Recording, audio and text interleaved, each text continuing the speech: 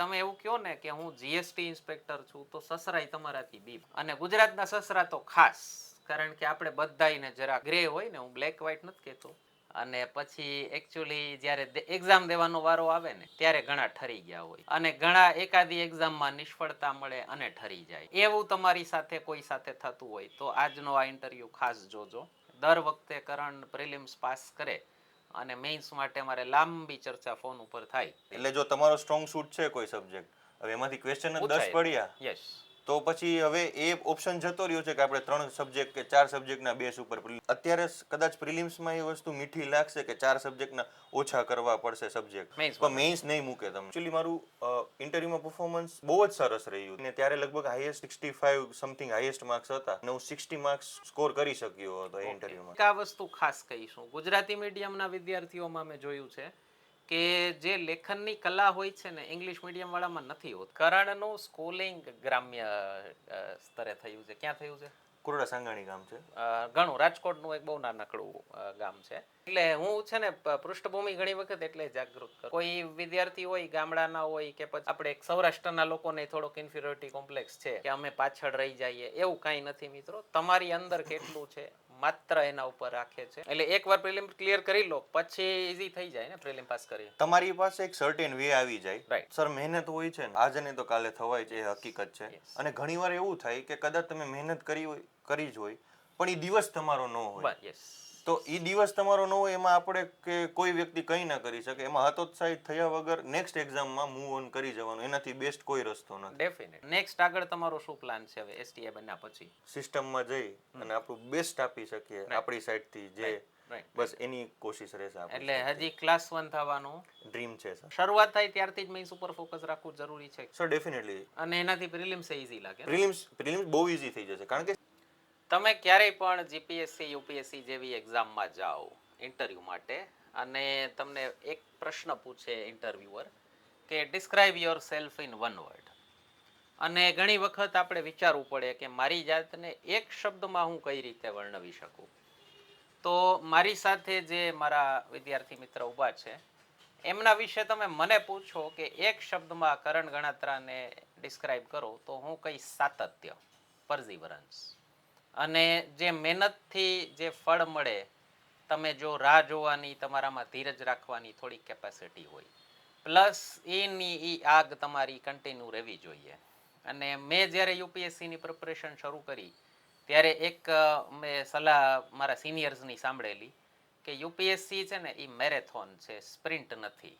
એટલે તમે બધું દમ 100 મીટરમાં નથી કાઢી નાખવાનું, આપણે 40+ કિલોમીટર દોડવાનું છે.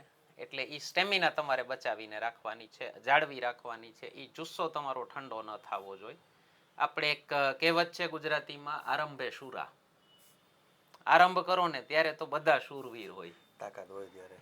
અને ઘણા આવે છે મારે ફર્સ્ટ યરમાં સેકન્ડ યરમાં પ્રિપરેશન કરતા હોય, અને પછી એકચ્યુઅલી જ્યારે એક્ઝામ દેવાનો વારો આવે ને ત્યારે ઘણા ઠરી ગયા હોય, અને ઘણા એકાદી એક્ઝામમાં નિષ્ફળતા મળે અને ઠરી જાય.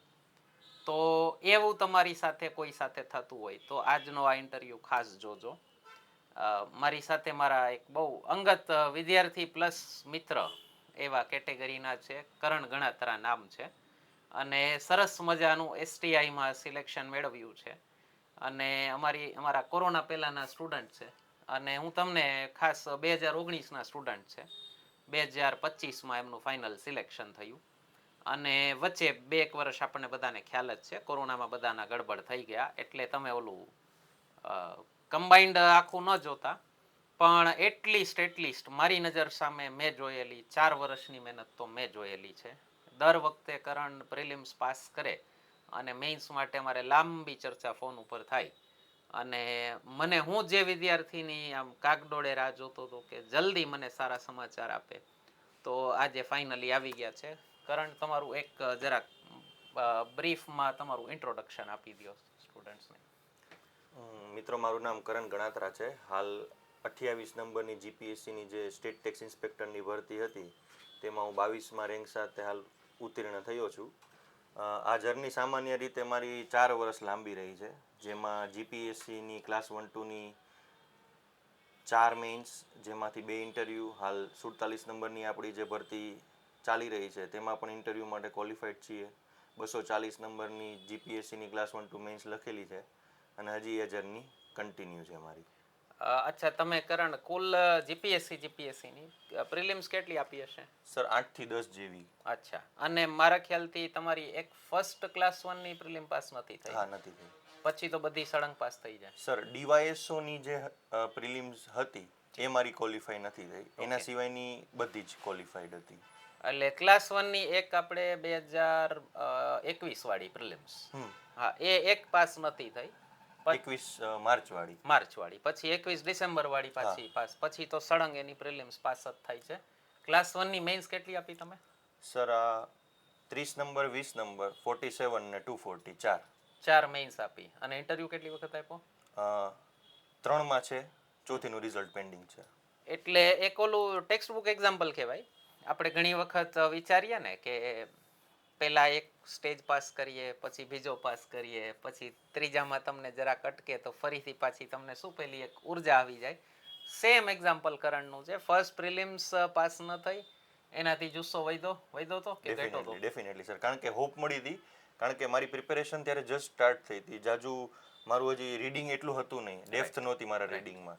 સ્ટીલ મારે કંઈક 115 સમથિંગ કટ ઓફ હતો અને હું 10-11 માર્કથી રહી ગયો હતો ઓછી તૈયારી સાથે.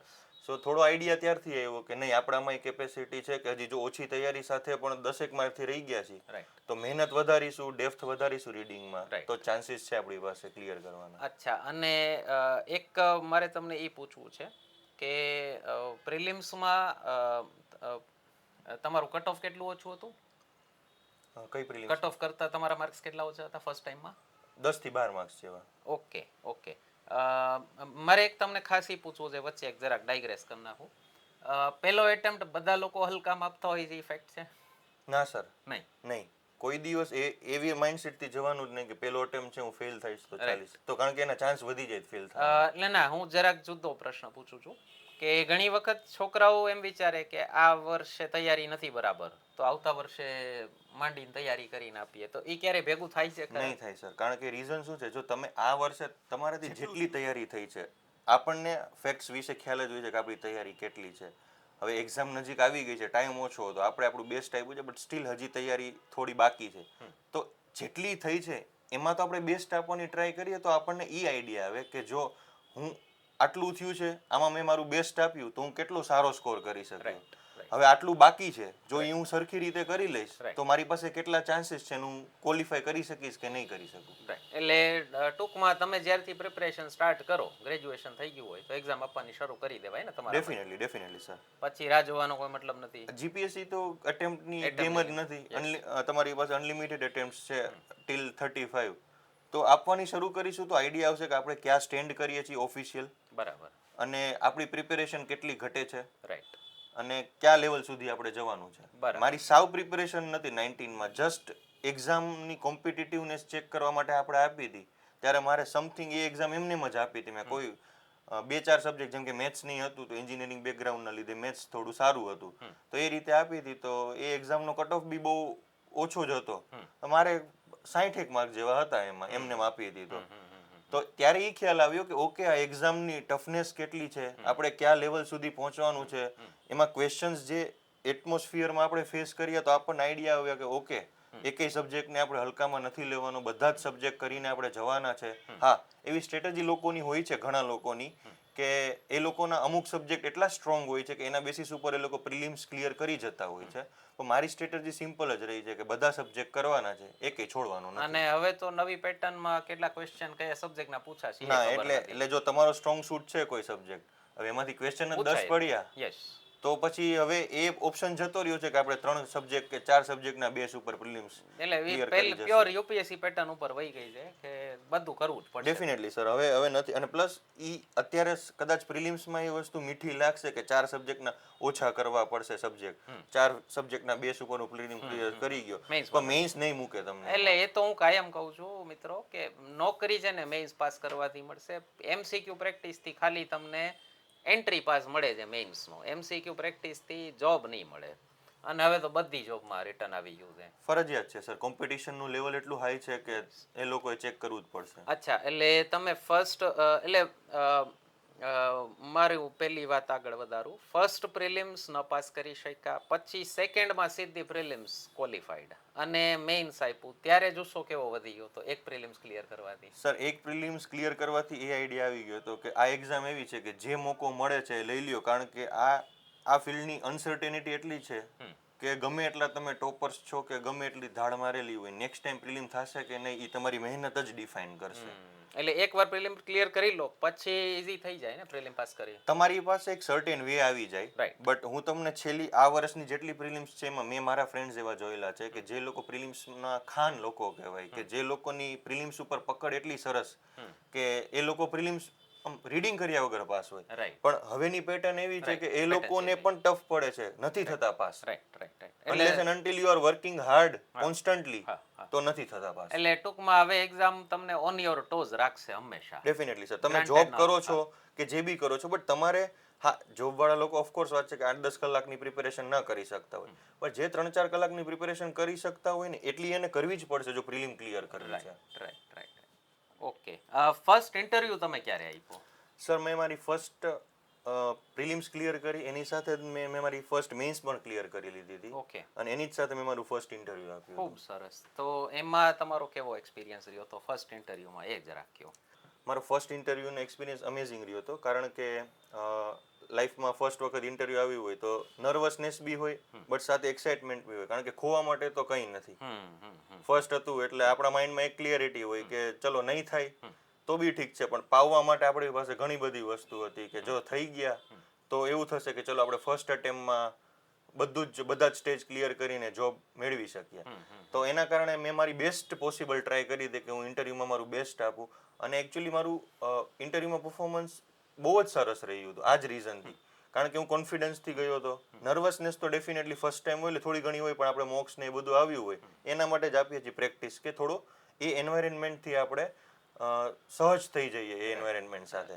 એટલે મેં મારી બેસ્ટ ટ્રાય આપી હતી, ને ત્યારે લગભગ હાઈએસ્ટ એડવર્ટાઇઝમેન્ટ નંબર 30માં 65 સમથિંગ હાઈએસ્ટ માર્ક્સ હતા, અને હું 60 માર્ક્સ સ્કોર કરવા માટે સ્કોર કરી શક્યો હતો એ ઇન્ટરવ્યુમાં. ઓકે ઓકે, ખૂબ સરસ. એટલે મને તમે એક ઓલી કમેન્ટ કીધી હતી તમને ફર્સ્ટ ઇન્ટરવ્યુમાં મળી હતી ઇન્ટરવ્યુઅરની, યાદ છે? એમણે અમને કીધું હતું ફર્સ્ટ ઇન્ટરવ્યુમાં ગયા ને ત્યારે ઇન્ટરવ્યુઅરે કીધું you are looking very handsome. હા સર, એ આપણને એવું લાગે છે કે ઇન્ટરવ્યુની હવા જે બનાવવામાં આવે છે એ આપણને એવું લાગે છે કે શું બી કરતા હશે, બટ એકચ્યુઅલી એ લોકો બી સિલેક્ટ કરવા જ બેઠા છે. એટલે તમે હળવા ફૂલ થઈ જાઓ. હ્યુમન ટચ આપણને જે આપે છે ને એ એકચ્યુઅલી જે એકચ્યુઅલ હ્યુમન જે ઇન્ટરવ્યુ પેનલ હોય છે ને એ આપણી જેટલી બી ઇન્ટરવ્યુની જે મોક પેનલ્સ હોય છે ને એના કરતાં વધારે જ કોર્ડિયલ હોય છે. રાઈટ, ડેફિનેટલી મોક પેનલ કરતાં વધારે કોર્ડિયલ હોય છે. બરાબર. એટલે મોક વાળા થોડુંક વધારે રેગિંગ કરતા હોય. હા, એ થોડું ગ્રાઇન્ડ આપણને વધારે કરે છે, સો ધેટ કે આપણે પેલું તૈયાર રહીએ કે કદાચ જો આ લેવલ સુધી જાય તો તમે હેન્ડલ કરી શકો, અને જો અહીંયા બ્રેકડાઉન થઈ જાવ તો નેક્સ્ટમાં તમે પ્રિપેર રહ્યો કે આપણે બ્રેકડાઉન નથી થવાનું. બટ ડેફિનેટલી મારા એક સ્ટુડન્ટ છે, ઘણા બધા ઇન્ટરવ્યુ આપેલા, એસો છે અત્યારે, સીએ કરેલા છે, એટલે બેંકમાં જે સીએ વાળી જે ભરતી હોય ને સ્પેશિયાલિસ્ટ ઓફિસર, તો એનો ઇન્ટરવ્યુ માટે ક્વોલિફાય થયા હતા. તો મને કહે કે સર હું ઇન્ટરવ્યુ માટે તો ફૂલ કોન્ફિડન્ટ છું, તમારે જેવો અઘરો લેવો એવો લ્યો. એટલે મેં પછી છે ને એમને આમ સામે બેસાડીને પાછળ વિદ્યાર્થી બેસાડ્યા. એટલે ભાઈને આમ રીતસર થોડીક નર્વસનેસ લાગી. પરસેવો આવી જાય સર. હા, એટલે મને કે સર આ બધા બેઠા ન હોત તો હું તમને બતાવું. મેં તો નહીં, તમને આવું તો નહીં જ કરે ક્યાંય, પણ આ તો તમે કીધું કે હું ફૂલ કોન્ફિડન્ટ છું તો બધું હજી નેક્સ્ટ લેવલ એમ. એટલે અમારા લોકો પાસે નેક્સ્ટ લેવલ ઘણા બધા હોય, પણ એનાથી મૂંઝાવું નહીં તમારે, બરાબર? અચ્છા, હવે તમે અત્યાર સુધીમાં કેટલા ઇન્ટરવ્યુ આપેલા છે? સર મારે 30 નંબર, એડવર્ટાઇઝમેન્ટ નંબર 30 અને એડવર્ટાઇઝમેન્ટ નંબર 20 જીપીએસસીની ક્લાસ 1-2માં બંનેમાં ઇન્ટરવ્યુ હતા. હવે એડવર્ટાઇઝમેન્ટ નંબર 47માં બી ઇન્ટરવ્યુ છે. એનું હવે છે, એટલે મેં 2 આપેલા છે ઇન્ટરવ્યુ. ઓકે, સરસ. એટલે હજી એક ત્રીજાનું ઇન્ટરવ્યુ અવેટેડ છે ક્લાસ 1નું, અને કરણને વચ્ચે આપણે બીજી એક વસ્તુ તમને કહી દઉં બહુ સરસ એની પ્રોફાઇલની, જે તમને લોકોને ઘણી વખત મનમાં હોય ને કે જીપીએસસી અઘરી છે એટલા માટે એની તૈયારી ન કરાય. સીસીમાં સિલેક્શન ન થયું અને એના જસ્ટ પછી આ STI નું સિલેક્શન થઈ ગયું. એટલે યુ નેવર નો. સીસીમાં સર પ્રિલિમ્સ જ નથી નીકળી મારી. ઓ સીસીમાં પ્રિલિમ્સ જ ક્વોલિફાય નહોતો થયો કારણ કે મારી કોઈ રીઝન નથી આપતો પણ જસ્ટ બિફોર ધેટ એક્ઝામ મારી મેઇન્સની પ્રિપેરેશન ચાલતી હતી તો બંને એકસાથે થતું હતું તો મેં મારો ટાર્ગેટ ફિક્સ રાખ્યો હતો કે મેઇન મારો ટાર્ગેટ ક્લાસ 1 2 મેઇન્સ છે તો હું ફોકસ એના ઉપર રાખીશ પણ બીજી એક્ઝામ છે એ હું સાઈડમાં આપતો રહીશું એવા હું કહેવાય ને કે એવો માઇન્ડસેટથી હું નહોતો ચાલતો કે હું એના સિવાય તો બીજી કોઈ એક્ઝામ નહીં આપું. એટલે ટૂંકમાં તમને કહેવાનો મારો હેતુ એ છે કે કોઈ એક્ઝામ પાસ ન થાય અથવા ક્યાંય પણ તમને તકલીફ પડે તો એનાથી તમારું ક્યારેય હતોત્સાહિત ન થતા મિત્રો. જીપીએસસી ત્યાં સુધીમાં 3 વાર મેઇન્સ આપેલો કેન્ડિડેટ અને CCE પાસ ન થયો એવું પણ થતું હોય. બરાબર એક્ઝામ છે જેમ કેમ Neeraj Chopra first time gold લે અને સેકન્ડ ટાઈમ 6 થ્રોમાંથી એક જ થ્રો લાગે. થઈ શકે સર. અને જો ઈ થ્રો ન લાગ્યો તો સિલ્વર એ નો આવ્યો. સર મહેનત હોય છે ને તો આજે નહીં તો કાલે થવાય છે એ હકીકત છે અને ઘણીવાર એવું થાય કે કદાચ તમે મહેનત કરી જ હોય પણ એ દિવસ તમારો ન હોય તો એ દિવસ તમારો ન હોય એમાં આપણે કે કોઈ વ્યક્તિ કંઈ ના કરી શકે એમાં હતોત્સાહિત થયા વગર નેક્સ્ટ એક્ઝામમાં મૂવ ઓન કરી જવાનું એનાથી બેસ્ટ કોઈ રસ્તો નથી. ડેફિનેટલી. અચ્છા અને પછી કરણ એટલો ફ્લેક્સિબલ થઈ ગયો તો કે સર હવે જે જોબ મળે ને લઈ લઉં. CCE લઈ લઉં. હમણાં છેલ્લી કઈ આપી? રેવન્યુ તલાટી આપી. ક્લાસ 1 નો ઇન્ટરવ્યુ આપેલો માણસ રેવન્યુ તલાટી આપેલો. શું કામ સ્પેસિફાઈ કરું છું? મને હમણાં એક વિદ્યાર્થી મળ્યા હતા બહુ ઇન્ટરેસ્ટિંગ પ્રોફાઇલ. ક્લાસ 1 ની એમણે મેઇન્સ 2-3 વાર આપી અને પછી એમણે નક્કી કર્યું ક્લાસ 1 જ દેવી છે અને ક્લાસ 3 ઓફિસર હોય ને એને આમ બહુ આમ કમતર નજરથી જોવે. તો એટલે હું ઘણી વાર મારો અનુભવ છે કે મેઇન્સ આપે ને ત્યાં તો વિદ્યાર્થી પોતાને ડેપ્યુટી કલેક્ટર સમજવા માંડે. ના સર એ મિથ છે. જ્યાં સુધી તમે ક્લિયર નથી થતા ને ત્યાં સુધી બધા ઇક્વલ જ છે અને પછી તમે ઓફિસર છો એ ડેફિનેટ વાત છે બટ બધાએ પોતાની રીતે મહેનત કરીને જ કોઈક સ્ટેજે વ્યક્તિ પહોંચ્યો છે. સીધી વસ્તુ.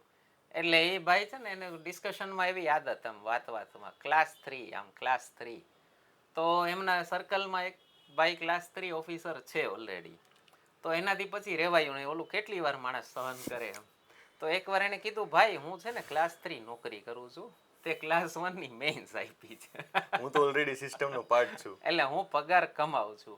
એટલે તમને એ એક જસ્ટ એક મિથ તોડવા માટે કહું છું કે ફ્લેક્સિબલ રહેવું બને ત્યાં સુધી. બરાબર. અચ્છા મને એક કરણ વિશે જે મેં તમને કીધું હમણાં કે નોકરી મેઇન્સ પાસ કરવાથી મળશે.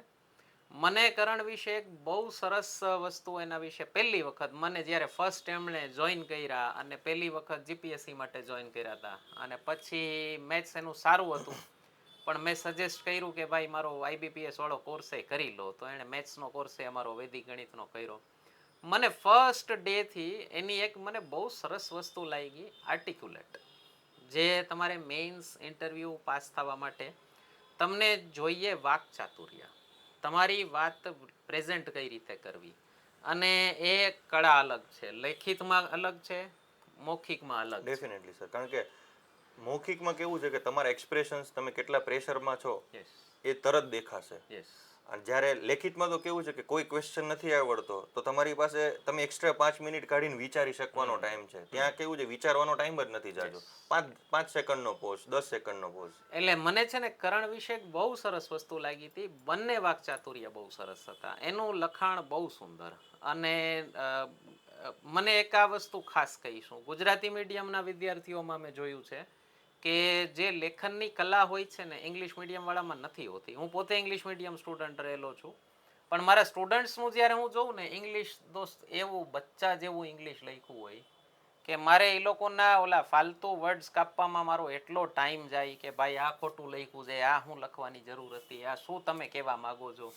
અને એ વસ્તુ મેં ગુજરાતીવાળા જે મેઇન્સના મેં આન્સર્સ જોયા એટલા મસ્ત લખેલા હોય એટલું એનું વિચારસરણી તમને ધ્યાનમાં આવતી હોય.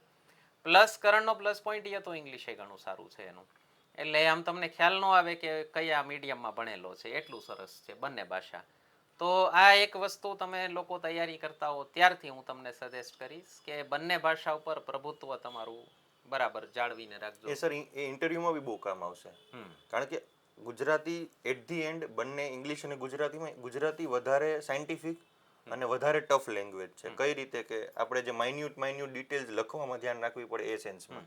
ઇંગ્લિશમાં કેવું છે કે જે લાંબી વાત આપણે ગુજરાતીમાં કહી શકશું ને એ અમુક શબ્દ આપણે ઇંગ્લિશ યુઝ આપણને અલાઉ હોય જ છે. ભલે આપણે ગુજરાતી મીડિયમથી ઇન્ટરવ્યૂ આપીએ પણ વચ્ચે અમુક વર્ડ્સ આપણને અલાઉડ હોય છે ઇંગ્લિશના બોલવાના. એમાં કોઈ જ ઇન્ટરવ્યુમાં કોઈ જાતનો એવો લેંગ્વેજ બેરિયર જાજો નહીં હોતો.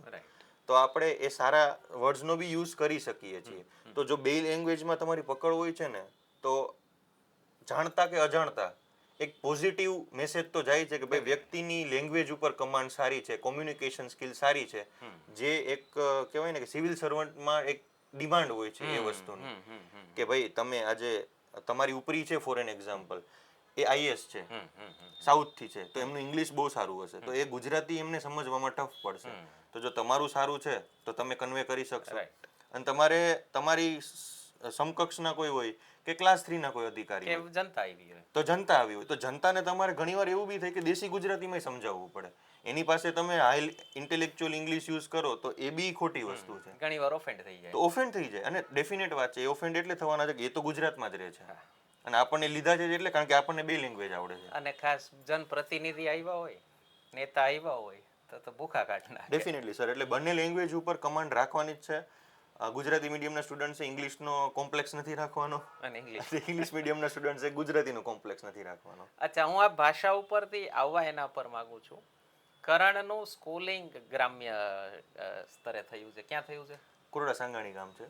ઘણું રાજકોટનું એક બહુ નાનકડું ગામ છે. પછી 8th સુધી ત્યાં કર્યું. 9 to 12 એણે રાજકોટમાં કર્યું.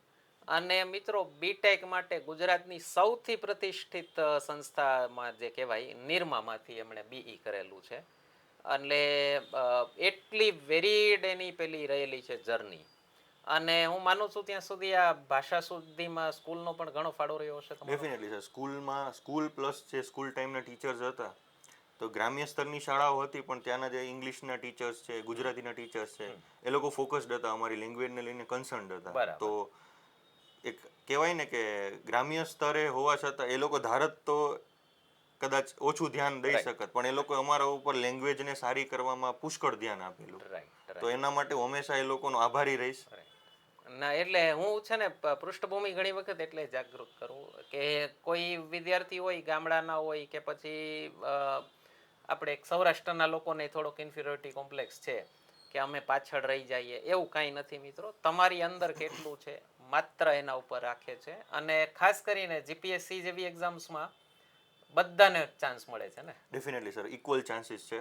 અને જીપીએસસી એવી એક્ઝામ છે કે જો તમારું તમે ઓવરઓલ સરસ છો ને બધા સબ્જેક્ટમાં, મારે એસટીઆઈ મારી ક્લિયર થઈ છે તો એવું ક્યાંય નથી કે મારા એક પણ સબ્જેક્ટમાં હાઈએસ્ટ માર્ક છે. રાઈટ.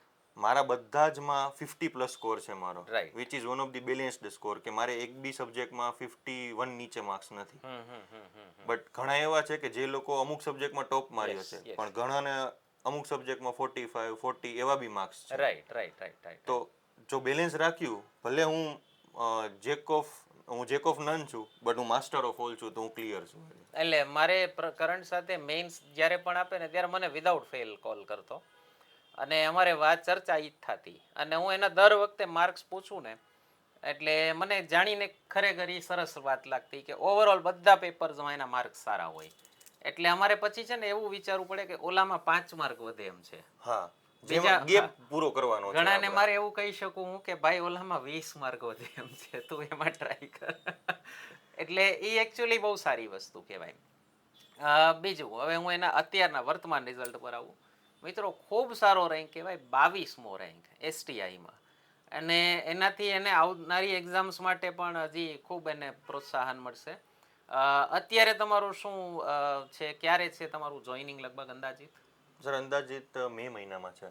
ઓકે, સરસ. અને નેક્સ્ટ આગળ તમારો શું પ્લાન છે હવે એસટીઆઈ બન્યા પછી?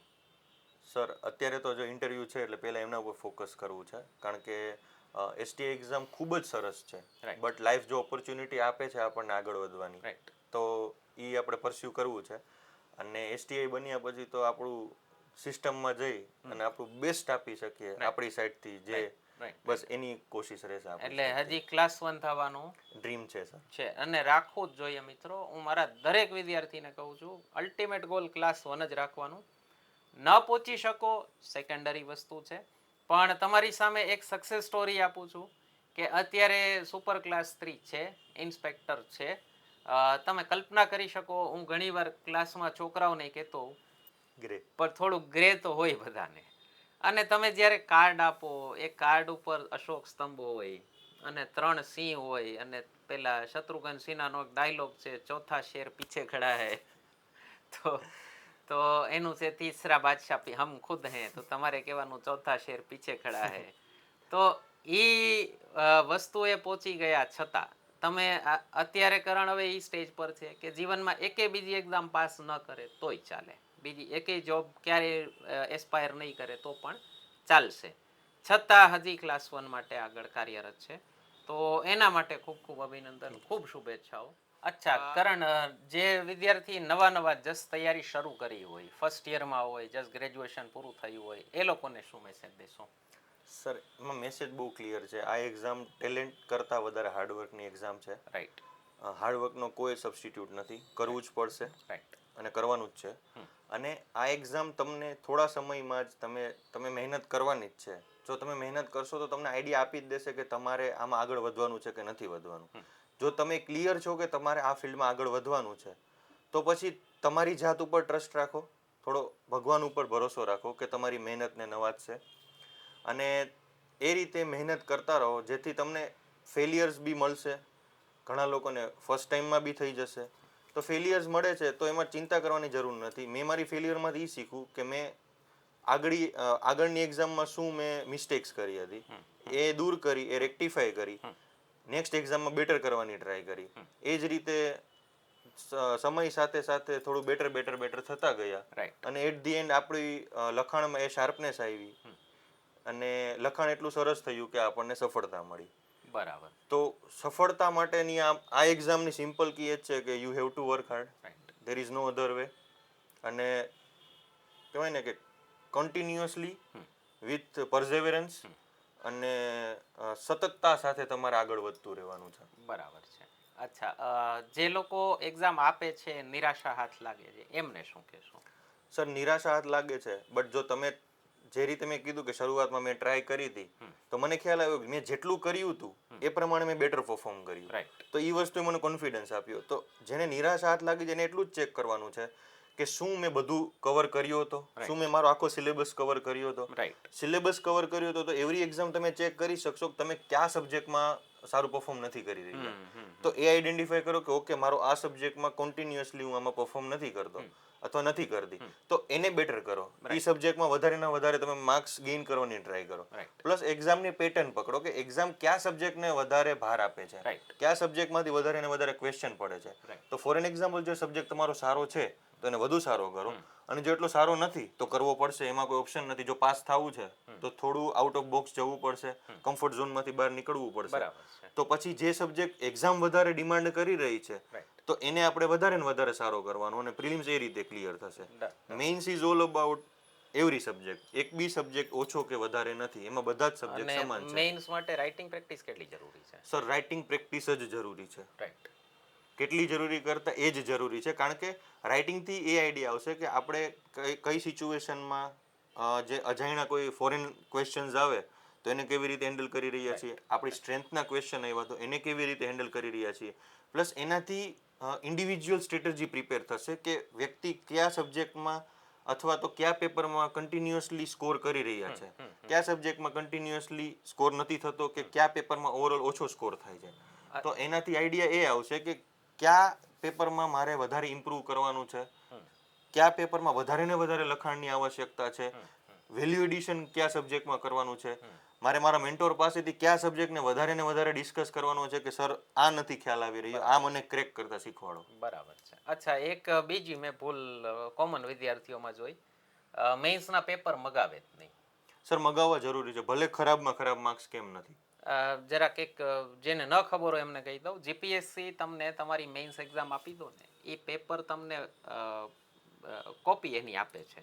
કે તમે જાતે ચેક કરી શકો કે મેં શું લખ્યું હતું અને એમાં જીપીએસસીએ કેવા માર્ક્સ આપ્યા. બહુ સારી ફેસિલિટી કહેવાય, એટલે મગાવવા જરૂરી છે. ડેફિનેટલી સર, મગાઈ જ લેવાના. અને એ પેપરને પછી વિદ્યાર્થીઓને જેમના પણ પર ભરોસો હોય કે આ વ્યક્તિ મારું ચેક કરી આપશે, તો એમની પાસે અચૂકથી ચેક કરાવવા જોઈએ કે સર કે મેમ તમે મને એ ચેક કરી આપો કે હું હજી આમાં શું સારું કરી શકતો હતો કે કરી શકતી હતી. એટલે મિત્રો ક્યારેય ભૂલ ન કરવી. ઘણી વખત વિદ્યાર્થીઓ પાસ ન થાય ને, પ્રિલિમ્સ પાસ ન થાય, માર્ક્સ જ ન જોવે.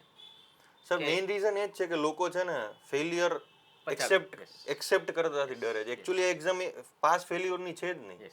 આમાં કોણ ઓછું ખરાબ છે એની એક્ઝામ છે. એટલે મને તો ક્રાઇમ લાગે કે યાર તમે માર્ક્સ નથી જોતા, તમે કેટલા પાણીમાં છો એ તમને ખ્યાલ જ ન આવે.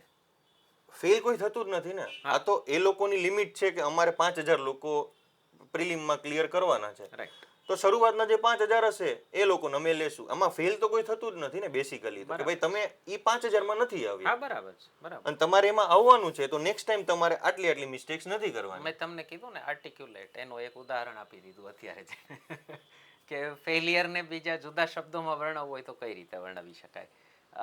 ઓકે. અને ઇન્ટરવ્યૂ માટે કોઈ ટિપ્સ હોય? અચ્છા, એક છેલ્લા 2 પ્રશ્નો. એક પહેલું મને એ કહો, શરૂઆત થાય ત્યારથી જ મેઇન્સ ઉપર ફોકસ રાખવું જરૂરી છે કે નહીં? સર ડેફિનેટલી મેઇન્સ ક્યારે આવી જશે. અને અત્યારે તમે જુઓ, ફોર એન એક્ઝામ્પલ આપણે લાસ્ટ રેવન્યુ તલાટીનું એક્ઝામ્પલ લઈએ તો અને 1-2 નું બી લઈએ તો 1-2માં પ્રિલિમ્સના રિઝલ્ટ બાદ 2 મહિનામાં મેઇન્સ, રેવન્યુ તલાટીમાં 1 મહિનામાં મેઇન્સ. તો જો તમે સાથે સાથે મેઇન્સની પ્રિપેરેશન નથી કરતા તો I have never scene someone કે જે 1 મહિનામાં એમ કહી શકે કે હું મેઇન્સ માટે રેડી છું. બરાબર છે. તમે ના થઈ શકો, એ હ્યુમનલી પોસિબલ નથી. અને એનાથી પ્રિલિમ્સ ઈઝી લાગે. પ્રિલિમ્સ બહુ ઈઝી થઈ જશે કારણ કે સમવેર છે શું, મેઇન્સમાં તમારે પર્સપેક્ટિવ ચેન્જ કરવાનો છે. રીડિંગ ઘણીવાર એવું થશે કે સેમ જ હશે, બસ એનો તમારે કહેવાય ને કે પોઈન્ટ ઓફ વ્યૂ ચેન્જ કરીને તમારે એને રાઇટિંગ કરવાનું છે. પ્રિલિમ્સ શું ચેક કરે છે? થોડા તમારા ફેક્ટ્સ ચેક કરે છે, તમારું ટાઈમ પ્રેશર તમે કેટલું હેન્ડલ કરી શકો છો એ ટાઈમે, અને બીજા કરતાં તમારી પ્રિપેરેશન કેટલી સારી છે એટલું જ ચેક કરે છે. સ્ક્રીનિંગ એક્ઝામ છે બેસિકલી. અચ્છા, એક છેલ્લો, ઇન્ટરવ્યૂ માટે કઈ ટિપ્સ તમારે સ્ટુડન્ટ્સને દેવાની હોય? સર ઇન્ટરવ્યૂ માટે એક તો જે લોકો, ઘણા એવા મેં મારા ફ્રેન્ડ્સ જોયા છે કે જે લોકો નર્વસ થઈ જાય છે, તો એના માટે મેઇન સારામાં સારી વસ્તુ જે મેઇન્સની જે ફોર્મ્યુલા છે પ્રેક્ટિસ, તો એ પ્રેક્ટિસ કરો. ભલે એ તમે ગ્રુપમાં પ્રેક્ટિસ કરો, વધારે ને વધારે મોક આપો, મેન્ટોર પાસે તમે 1-to-1 સેશન્સ તમે અટેન્ડ કરો, વધારેના વધારે તમે ક્વેશ્ચન્સ ફેસ કરો. જેટલા ક્વેશ્ચન્સ અહીંયા વધારે ફેસ કરેલા હશે, ઓલું નથી કહેતા કે પ્રેક્ટિસમાં એટલો પરસેવો પાડો કે યુદ્ધમાં તમારે લોહીનો વહેવડાવવું પડે. બરાબર. તો એ વસ્તુ કે તમે પ્રેક્ટિસ એટલી કરીને જાઓ, તમારો જે ડર છે એ ડર નીકળશે ક્યારે કે જો આપણે એને ફેસ કરીશું તો. જો ફેસ જ નહીં કરીએ તો ડર કેવી રીતે નીકળશે? રાઈટ. અને સમહાવ જો ઇન્ટરવ્યુ છે, પાસ થવું છે તો આપવાનું છે, એ ફેક્ટ છે, તો બને એટલું જલ્દી આપણે એવી ટ્રાય કરીશું કે ઇન્ટરવ્યુનો જે ડર છે, સામે વ્યક્તિ બેઠેલા છે એનો ડર છે, એ આપણે કાઢી જ નાખીએ. અચ્છા, ઇન્ટરવ્યુ માટે કોઈ અલગ રીડિંગની જરૂર હોય છે ખરા? સર ઇન્ટરવ્યુ માટે બી પોઈન્ટ ઓફ વ્યૂની જ જરૂર છે. આજુબાજુનું જે બી આપણું કરંટ અફેર્સ ચાલી રહ્યું છે, તો જે આપણા ઇન્ટરવ્યુઅર્સ હોય છે એ લોકો ન્યૂઝપેપર કન્ટિન્યુઅસ રીડિંગ કરતા હોય છે. તો ન્યૂઝપેપર રીડિંગ છે, પ્લસ જગતની વાતો જે ચાલી રહી હોય છે આજુબાજુ, જે ઇન્ડિયાને અફેક્ટ કરતી હોય, આપણા કન્ટ્રી ઉપર કોઈ વસ્તુ આવતી, એમાં આપણો પોઈન્ટ ઓફ વ્યૂ છે, આ પ્રકારની વસ્તુઓ છે. અલગ એટલે એવું કંઈ આપણે એવા બુક્સ નથી રીડ કરવા જવાની અલગથી, પણ આપણી આજુબાજુ જે ચાલી રહ્યું છે એમાં આપણું એનાલિસિસ શું કે છે, એ જ વસ્તુ આપણને ઇન્ટરવ્યુમાં પૂછશે.